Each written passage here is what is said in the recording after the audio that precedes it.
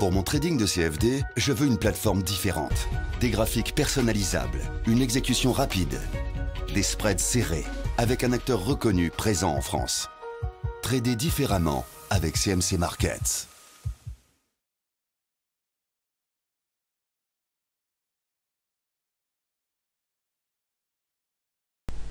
Bonjour, voici l'analyse de l'indice DAX mise à jour. Alors il y a quelques semaines, je vous avais fait une analyse sur cet indice en vous proposant un rebond sur ce niveau ici, c'est-à-dire 9779, avec un objectif à la hausse sur le contact de cet oblique ici. Alors vous voyez que nous ne sommes pas très loin de ce contact là, donc il va falloir le surveiller. Avant de commencer cela, je vais modifier un petit peu mes paramètres pour avoir quelque chose de cohérent avec tout ce que vous avez pu voir au niveau donc des traits, de façon à s'y retrouver. Alors la MM, je la configure bleu, médium. La Bollinger, vous le savez maintenant, je la configure en marron avec une épaisseur de trait ici, voilà, et la MM10, je la configure en jaune ici, voilà. Voilà, donc vous avez vos repères. Alors un petit point ici, je vais que voilà.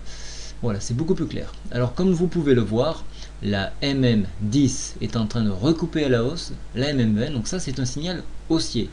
Un signal haussier, ici actuellement, nous sommes à 14h32 exactement, nous sommes sur une formation plutôt aramisante, donc vous voyez que le grand corps ici englobe la petite bougie ici. Alors il y a beaucoup d'événements négatifs à une évolution du cours, puisque nous avons l'Independence Day aux US, donc ce qui empêche donc le marché de s'exprimer. On va avoir une journée assez morte. Nous avons également la Coupe du Monde avec la France qui joue, donc les Français ne sont pas forcément attentifs sur les marchés. Néanmoins, vous voyez donc une position plutôt confortable, un redressement donc graphiquement ici, donc une orientation plus haussière. Au niveau de la MACD, vous voyez que la MACD s'est écrasée et est en train de repasser au-dessus de son signal, donc ça va donner un signal positif. Seul le stochastique commence à arriver en zone de surachat. Donc là, il va falloir commencer un peu de se méfier. Donc cette zone-là devrait être une zone de consolidation. Je vous ai retracé la fourchette d'Andrews pour vous donner un autre repère. Je vais également tracer un nouveau repère qui permettra donc de se donner des objectifs un petit peu plus hauts. Alors je vais tracer donc une tendance. Alors qu'est-ce que je fais? Je prends une droite ici que je prolonge sur ce niveau. Voilà, alors je le fais passer par plusieurs points intéressants, ici, ici et ici. Je vais bien évidemment vous épaissir ce trait ici, on va le mettre en tiré. Vous voyez que on a quand même une petite projection, donc en dépassement de cette zone, alors je vais un petit peu l'étendre maintenant, voilà, on va mieux la marquer.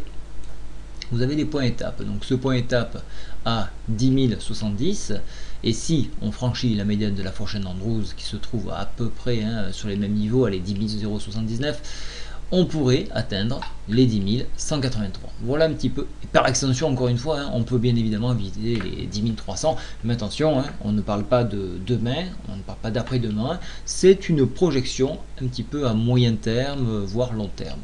En échec de ce contact-là, comme je vous le disais, il y a beaucoup de barrages. On a à la fois la Bollinger, le haut de la Bollinger.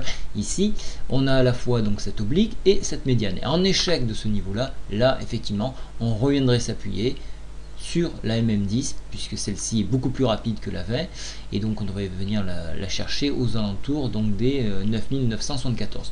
Voilà un petit peu les objectifs. Donc j'espère que cela vous a aiguillé, et n'hésitez surtout pas à m'envoyer ou un mail ou à répondre dans la file de YouTube ou autre, de façon à ce qu'on puisse échanger. Je vous souhaite à tous une bonne après-midi. Au revoir.